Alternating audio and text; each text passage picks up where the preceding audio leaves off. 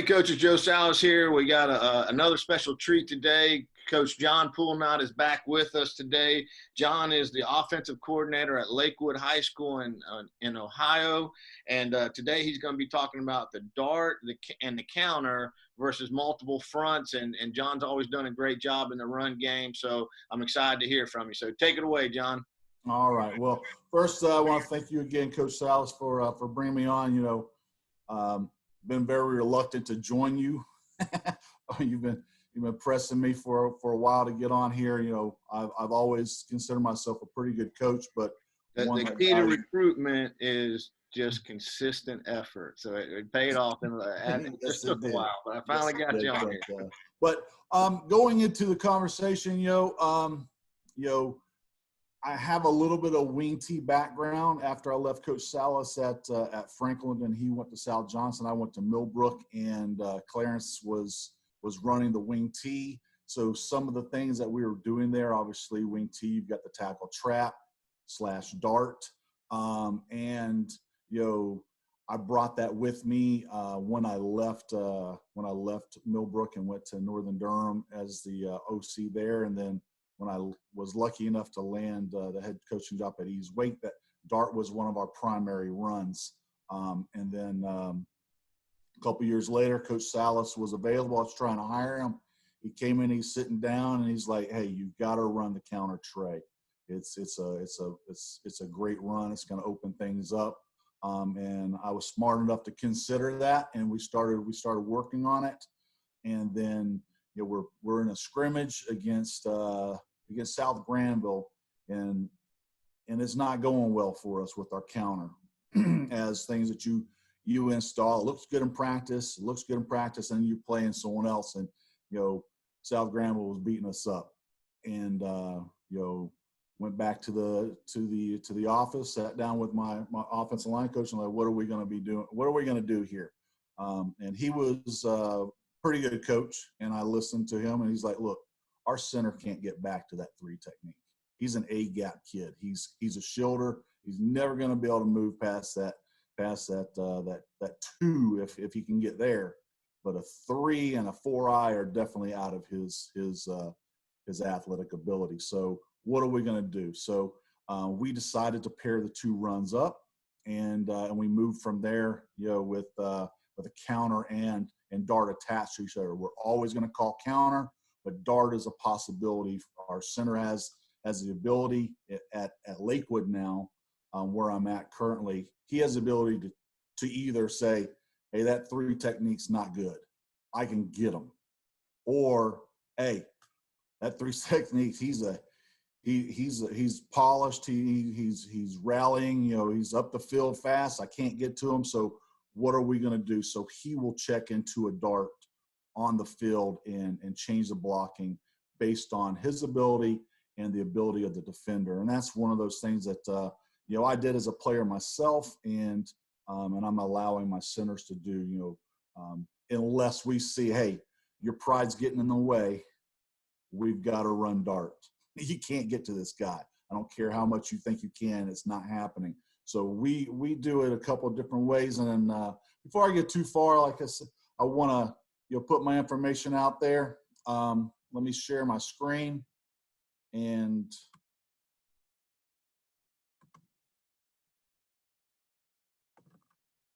all right. So just got 2 slides here, nothing big. This is my information, like I said, about Lakewood High School in Hebron, Ohio. Not a very big football town. We had 31 kids in our program last year, and that's 9 through 12. We had 16 varsity, 15 JVs, and we would suit them all up on Friday night to make it look like we had some horses on the sideline that could come in. But we were really playing on a varsity night with maybe 13 kids on offense and defense, and a couple of those JV kids would sneak in on special teams. But that's who we are at Lakewood. We're trying to build that into a different situation. We had some success last year, and one of the things that we were very successful with was running the dart and counter concept together. It was our best run. We averaged 5.6 yards a carry with our counter. When we ran our quarterback counter, it was more like 15.1. But you know, just like Coach Salas says a lot of times on his videos, we didn't call it enough.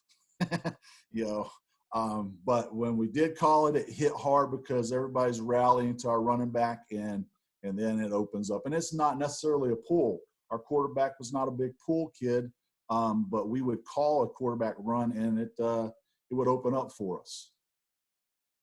All right, let me get out of this, and let's go to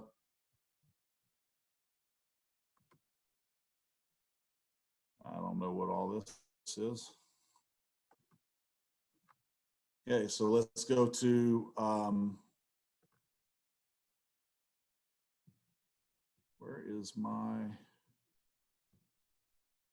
where'd my slides go? Let me get down here. All right. So can you see that, Joe? No, I'm seeing your pretty face. You're seeing my pretty face. Share your screen again. Okay, that's what happened. There it is. That's all right. So let me get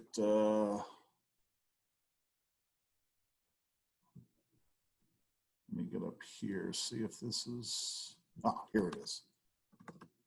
All right. Are we good? Yeah, that's it. All right. So this is just a base 4-2-5, 4-4, whatever you want to call it. You know, but the biggest thing about our run game is we try to eliminate as many people as possible with our screen game or our RPOs, whatever you want to call it. You know, since 2007, we've been running double bubble as our primary attachment to most of our runs. Not all of them, obviously. When you're running stretch zone, you can't run to that side, but it would definitely be attached to the backside. So we're trying to make sure we have as few guys in this box as possible to run against. So we're trying to eliminate these guys. They may sneak in late in help, but they're definitely not making big hits, and they're definitely coming late and catching us for 5-6 yard gains before they're involved, because they have to worry about what's going on the edge. So that's the first thing that we do. It doesn't matter whether we're running trap, whether we're running inside zone, whether we're running, bubble. I'm not bubble, but counter or dart. You know, we're going to attach something outside to try to eliminate people. Now inside, that's where the talk is about today. Is, you know, we're giving this center the ability to stay with counter or check to dart. Now the call came in was 27 counter. You know, but he doesn't think that he can get to this 3 technique, whether it's ability or alignment. He's gonna give our offensive line a dart call, whatever that call is, depending on your offense. You know, you all have our own terminology, but he's checked into a dart, and he's telling that guard that he's going to give him help on this shade or 2-eye, and they're going to work back to this linebacker, this backside linebacker. And the guard knows that because of the call, he's staying at home, and he's going to block back on that 3 technique, 4-eye, just like we were running dart or tackle trap from the beginning. Now, the other thing we'll do on this, and I don't have it drawn up this way, is we will change up on the front side based on this defensive end's ability. If we have a Friday night where this guy just sits here and boxes, we'll go ahead and climb the tackle up to this play side linebacker right now, and we will truly trap this defensive end. Now, if this defensive end is someone that squeezes hard, we're going to go ahead and kick him and wrap up to the linebacker so that we can keep that pull as natural for that tackle as possible. He's not generally, in the way we do things right now, he's not generally trapping anybody, so we would rather him continue to be the guy that's wrapping up or folding up the second level as much as possible. But it's all contingent on this defensive end. What's his play? What's his posturing on defense? Is he a squeezer? Is he a boxer? We'll adjust based on that information, you know, from film or Friday night, because sometimes you go into a game and it changes real fast. So now if we were just running our normal counter, okay, we're going to combo this 3 technique, and we're going to work to this backside linebacker. We're pulling two. This the guard coming over is kicking. The tackle's wrapping up. Okay, and we're reading this backside end to freeze him so he doesn't chase. You know, and most Friday nights, and I've been an offensive coordinator, we've had a guy right here that would definitely make you pay if you chase. Now, last year we didn't have that guy in the backfield. We had a guy that was going to maybe get us 5 yards unless we designed a run for him. But when we did run quarterback counters, like I said earlier, it was a 15.1 average on the run for him. The problem is we didn't run it enough. So you live and learn. Hopefully next year we'll have a more athletic quarterback next year anyway. But we'll definitely be looking to call that a little bit more. Now, 3-man front doesn't change. If we get ourselves a 4-eye back here instead of a 5, if they want to slide down their 3-man front, use this linebacker as their edge defender. We'll block back as well. Again, the center has the call. If he thinks he can get back to that 4-eye or that 3, then he will try to get back there. Otherwise, he's going to call a dart, and we're going to run it that way. Now, again, if they're lined up in 2 5s and a 0, we're working it that way. Now, the one thing we will do is, we will not come off with this nose. We will pound him, and we'll tell that tackle to drive backside. Now, sometimes he gets caught up in this linebacker. If this linebacker's showing, he's not going to pass him up to get back here. He's going to take the first man that shows. But, we would really like to be able to get back here, seal it off, and kick and drive up to second level on that linebacker. Nothing really, exciting there, but that's what we do. We try to give the players the ability to adjust on the field based on alignments and personnel so that they're putting themselves in an advantage to make the blocks. Now, sometimes, to tell you the truth, if this nose is not good, we may not double team here. Okay, we may drive up and go ahead and tell this guard, let's go ahead and slam this backside deep linebacker, because we know our center is going to be able to own this nose guard, whether it's ability or speed or scheme, whatever it is. If we think we have an advantage, we won't necessarily double team here. We'll go ahead and come off that double team and go ahead and put the tackle up on the play side linebacker and put the guard on the backside linebacker, because we know our center is going to take that 0 out. So we're always looking for the way we can get a number advantage to play side. Now, going into looking at some film here. Now, this is us at Lakewood last year against a couple of good teams. Now, I didn't try to pull film that we were going to have the athletic advantage, which unfortunately for me was very easy because we didn't have the athletic advantage most Friday nights. Now, this is us versus a 3-man front here. This linebacker is going to be sneaking up here, and we're pulling. Okay, we're running with the 2-back set. The running back doesn't do a great job of sealing him off. Okay, he gets enough of him so he doesn't chase the play. So we got a little cross action here, trying to protect our backside. We sneak up in there again. We got the guard coming to kick, and the tackle coming to turn up. Now he gets a little heat in his hole, so it becomes more of a trap block for him. And we sneak through. We got ourselves good. We make the safety miss. Good 12, 15-yard gain there. Not bad for for first down or second down is what it is there. But still, we get up in that seam, and we're doing some good work there. Now,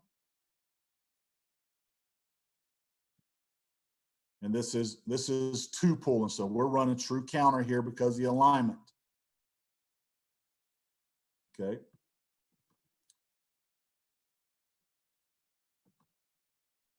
Let me go back to that. Oh, that's the same play, just tighter. All right, so now this is a 3-5 look. Here's the other thing that I like about our offense. Okay, number one, this team lost in the state championship game last year, and we were still able to move the ball. I said that in the last time I was with Joe. we moved the ball against this team, but inside the 20, they were stout, and it was very hard to get in and score some points. But this is not their base defense. They saw someone have some success against us earlier in the year running a 3-5, so they come in with it to try to take away our screens and man up on the outside and run some different coverages. But that's not who they are. And anytime we can change the defense going into the game, and they're playing something they're not used to playing week to week because they're trying to take things away from our offense. Okay, I think we have an advantage. Now you give us, a few more horses and then things will change. But now we're going to be running, dart here because of an alignment. Okay, so we've got a 4-eye here instead of a 5. So our guard blocks back on the 4-eye. Okay, and the tackle ends up trapping this linebacker shooting the gap. It's not a kill blow. It's not, obviously, if you're an offensive line coach like I am, you're not applauding the end of the block, like the contact even, but it's enough to get us through this A gap, B gap, and make this team punish. We were able to cut off the backside. We got a good running back with some good vision, and he finds that crease off of that block, and we're at second level. But again, what creates the lanes there is some misdirection. You got 40 is looking outside at what the heck is this slot receiver doing? Is he running stick? Is he running bubble? Is he running train, which is our Larry and Roger, or now screen? So we create a lot of false steps in the defense by the things that we do on the outside that helps us take advantage of the number game on the inside.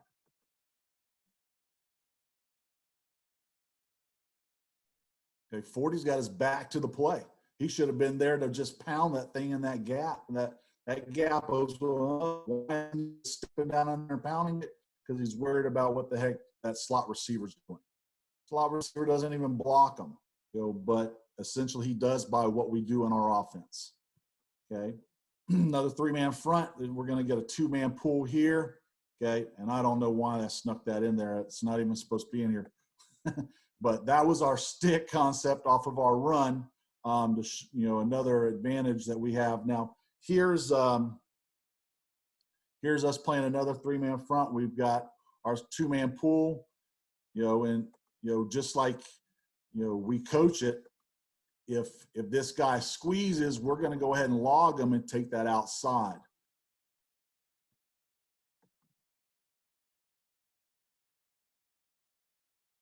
We're able to get up in that crease. And now this team was 9-2, really good defensive team, really great, well-coached team on all phases of the game. So anytime you can get a play like this against them, it's big time for your players. They see something like that happen. It builds momentum in the game and throughout the season when they see themselves doing this against a program that is traditionally winning 9 or 10 games a year.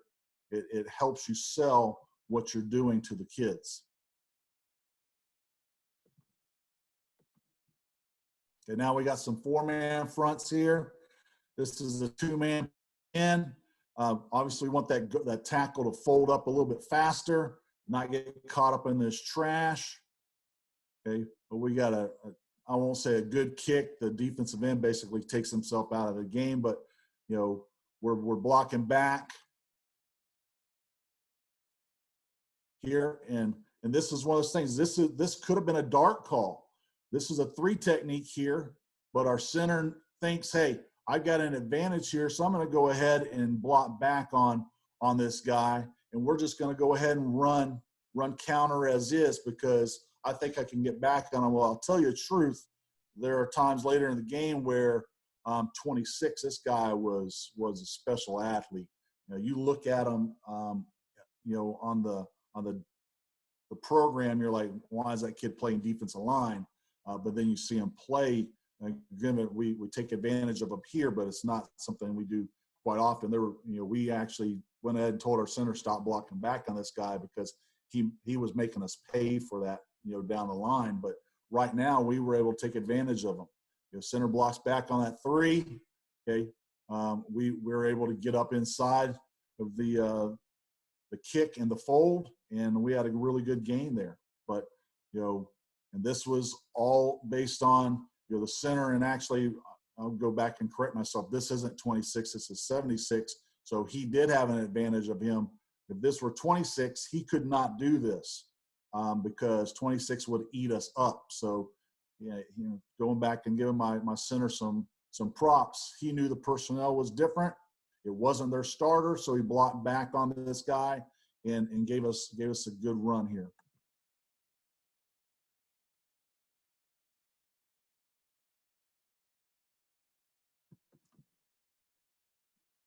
Okay, another 4-man front. Now we're going to be pulling 1. We're running dart here. Okay, center told the guard to stay home, block back on the 3 technique. Okay, he comboed the A-gap defender with the play side guard. We fold up on that linebacker, and we're in the hole. And this is a quarterback run here. We're getting some misdirection out of our backfield with the cross.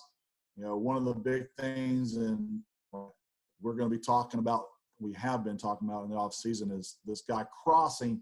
He has got to handle this defensive end. It can't be a glazing shot. He's either, and we will do this as well, where we fake like we're running stretch here, and we will actually run stretch here, not to a 1-man side, but if we were in 2x2, we would run stretch here to this side and block down, block here. So we would block here and then block here and run stretch. So there are times that we'll do that, but if we're gonna cross and assign you to block, it can't be this glancing blow that allows that defensive end to chase the play down from behind. It's got to be inside hip, drive him out. If he's going to beat you, he's beating you by going behind, not across your face.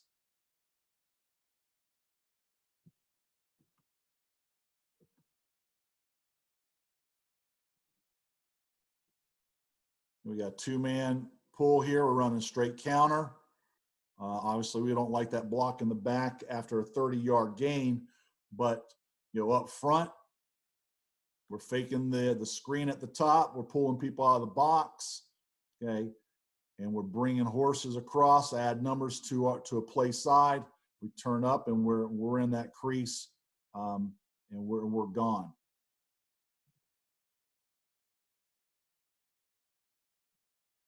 Okay, got a good play side combo there. Takes that shade or 2-eye, whatever you want to call them, out of the way. Now we're running dart here based on alignment. We block back on that 3 technique with the guard. Only pull the tackle. Fold up. We're at second level, and we're off to the races. Right now, obviously, I want bigger plays. Everybody does, but with our personnel, our back was a 4'9" kid. We had a 4'6" kid who was his first year playing football, had ball security issues, but when we're getting 8, 9, 10-yard gains out of our run game, especially with the speed disadvantage we have that I haven't had in the past, we're definitely excited about those things, and it, like I said earlier, builds momentum. Kids start to believe, they start to play faster, start to play harder, and the things that you're trying to do start to reward the kids even more because of the belief factor. And that's one of the reasons we paired up dart and counter together anyway, is so that we had an answer to defenses that were shifting or lining up and under, so that we could always be in an advantage in our running game and not sitting there with someone running through that was unaccounted for. So, those are the things that we're trying to do offensively week in and week out, is make sure we're putting our kids in the best case scenario. to be successful, because success is the only thing that brings kids out. Hey, John, let me ask you to communicate this. Mm-hmm. Your center is saying something to the rest of the O line? Is it one word that he uses? He uses one word, and here's a big thing I've always talked to my offensive line about is number one, you can't use your term, whatever it is, only when it applies. Right. So if we were going to be as generic as saying dart, dart, dart, if that's what he was calling out, he can't just call dart out when we're going to run it. He's got to use a variety of line calls when they apply and when they don't apply. So whether he's changing our pass protection up front, or where he's changing our run blocking, because we do the same thing with if we are running trap. When I was at Millbrook, and this is one of the times where it really came to me, that when I was in that wing T system, where you were telling that backside guard whether he was short trapping or long trapping. Okay, but you can't tell him only when it happens, because now when you're given a short call or a long call, what's the defense doing? They're reacting to it. So you have to make sure you're always giving calls out, even when they don't apply. So because I remember when I was a defensive end in high school, there were Friday nights where I knew exactly what was coming, because the offensive line was saying the same thing when it was happening. They never changed their line calls. It was always when it mattered, they said it. And I just, it came to me, as I was coaching, you learn a lot of things as a player that you're like, I'll never allow that to happen. And that's one of those things, as a defensive lineman, if I'm ever coaching offense, I'm not going to let my offensive lineman be this stupid. They're going to make sure that the defense doesn't have any idea what's coming. So yes, it'll be a one word. It could be as simple as, him saying dart. Obviously, that's not what it is. But but if it were, he would just tell the offense. He'd just start yelling out dart, dart, dart, dart, and then the offensive line adjusts to that call. And it comes from the center. It does not come from the guard. He can't adjust. The center is the chief on the front line. He makes all adjustments. When is he waiting? Are they all set before he does that, or is he kind of standing up and taking a look at them before he puts his hand on the ball? When does he do it? He does it, when they're set. When we put our fingers on the ground. Now we'll be in a 2-point stance this year. We had a lot of pad level issues last year with this group. It was my first year here, and I just didn't feel comfortable with their pad level at the beginning of the year, because we started in a 3-point stance. We stayed in a 3-point stance. Obviously, I was expecting to have a lot more time working with these guys in the off season to get their pad level where I wanted it. So who knows? My plan is, the kids are excited about being 2-point stance, is to go back to that. But when our quarterback starts his cadence, to let them know that he's ready to go. They've got the call from the sideline, putting their fingers on the ground. Now they're looking at what the defense is doing. Now there will be some times where they slide. Obviously, defenses stem, where we may say, hey, if they stem to under, we're gonna go straight to dart. Mm-hmm. So it may be something that we've told them, if this happens, because of the personnel, I don't want the center to have to worry about making that call. Number one, late, it's interfering with cadence, and two, I want them to know what's going to happen. So if a team does stem a lot, like Licking Valley, the team that was in the state championship game did, they stemmed a lot. So we went ahead and said, hey, if they stem to an underfront, we're running dart, we're not running counter. So it may have been a predetermined situation, but on most Friday nights, we give the center the ability to adjust. Well, that's an awesome concept, man. I appreciate you coming on and teaching everybody this thing. Hey, give plenty of thumbs up if you want to get John back on here. Last time his wife got on here and gave 42 thumbs up. He had a really good video the first time and got a lot of viewers and a lot of thumbs up. So I know he's got another one, the stick, adding the stick concept to this. He gave you a sneak preview on one of those clips. And unfortunately, it was a drop. So he'll show you one where they catch it. So I appreciate you, John, and subscribe to the channel and give it a thumbs up, and let's get John back on here. Thank you, man. Yes, sir.